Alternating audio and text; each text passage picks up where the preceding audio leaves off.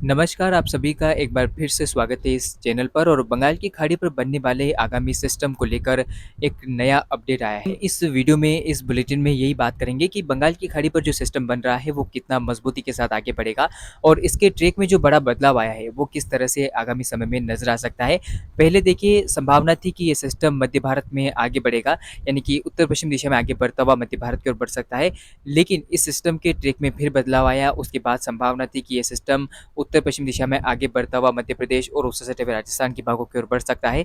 लेकिन ये ट्रैक भी अब दिखाई नहीं दे रहा है। अब एक नया ट्रैक आया है और सिस्टम का एक नया प्रभाव देश के मानसून पर नजर आएगा, खासतौर पर उन क्षेत्रों में जहां पर बारिश को लेकर इंतजार बना हुआ है और सूखे की परिस्थितियां जो है बनती हुई नजर आ रही है। तो ऐसे में वो कौन से राज्य होंगे जहां पर सिस्टम आगे बढ़ेगा और प्रभावित करेगा मानसून को, इसके अलावा भारी बारिश देता हुआ नजर आएगा। तो चलिए वीडियो को शुरू करते हैं और चर्चा करते हैं कि किस तरह की संभावना आगामी समय में सिस्टम को लेकर और बारिश को लेकर देश भर में नजर आ रही है। उससे पहले आप सभी से एक छोटा सा निवेदन रहेगा कि अगर आप नए दर्शक हैं और अभी तक आपने इस वीडियो को लाइक नहीं किया, चैनल को सब्सक्राइब नहीं किया, कर लीजिए। बेल नोटिफिकेशन को भी ऑन करना ना भूलें, ताकि आपके पास मानसून मौसम और सिस्टम की तमाम जानकारी समय अनुसार आपकी मोबाइल की स्क्रीन पर नोटिफिकेशन के माध्यम से पहुंच जाए। तो चलिए अब जानते हैं कि सिस्टम कब से बनना शुरू होगा। अब आप स्क्रीन के सामने सबसे पहले देख सकते हैं कि जो सिस्टम बंगाल की खाड़ी में आगामी समय में आएगा, ये सिस्टम दक्षिणी चीन सागर पर इस समय वर्तमान में एक भीषण चक्रवाती तूफान के रूप में मौजूद है, जो कि आप देख सकते हैं कि 24 और 25 जुलाई के आसपास बंगाल की खाड़ी में उत्तर पश्चिम दिशा में आगे बढ़ता हुआ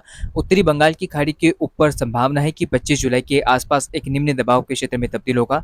इसके अलावा ये सिस्टम आगे बढ़ता हुआ और मजबूती के साथ डिप्रेशन की इंटेंसिटी में पहुंच सकता है, यानी कि हम कह सकते हैं कि चक्रवाती तूफान से ठीक एक कदम दूर ये सिस्टम रहेगा, यानी कि डीप डिप्रेशन के बाद तुरंत ये चक्रवात का रूप ले सकता है। ऐसी संभावना पहले नजर आ रही थी, लेकिन फिलहाल जो संभावना नजर आ रही है वो है कि डिप्रेशन ये सिस्टम बन सकता है और ज़्यादा से ज़्यादा ये सिस्टम डीप डिप्रेशन का रूप ले सकता है। उसके अलावा साइक्लोन यानी कि चक्रवाती तूफान बनने की फिलहाल इसकी संभावना नहीं है। तो चलिए अब जानते हैं कि सिस्टम के ट्रैक में क्या कुछ बदलाव आया है। तो आप स्क्रीन के सामने देख सकते हैं कि जो मॉडल इंडिकेशन दे रहे हैं उसके आधार पर ये सिस्टम पश्चिम बंगाल को प्रभावित करता हुआ उत्तर पश्चिम दिशा में आगे बढ़ेगा।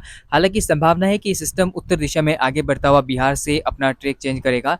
बिहार के ऊपर पहुंचता हुआ यह सिस्टम थोड़ा दक्षिणवर्ती होगा और झारखंड के ऊपर से उत्तर प्रदेश के पूर्वी क्षेत्रों की ओर बढ़ता हुआ आपको नजर आएगा। तो आप देखिए किस तरह से ये सिस्टम सूखेग्रस्त क्षेत्रों में पहुंचेगा, उसके बाद धीरे धीरे उत्तर प्रदेश से मध्य प्रदेश के पूर्वी हिस्सों पर पहुंचेगा और इस बीच यहाँ पर आप देख पाएंगे कि सिस्टम का जो कमजोर प्रदर्शन है वो शुरू हो जाएगा। चलिए तो एक बार फिर से जानते हैं कि सिस्टम किस तरह से आगे बढ़ेगा, कितना मजबूत होगा।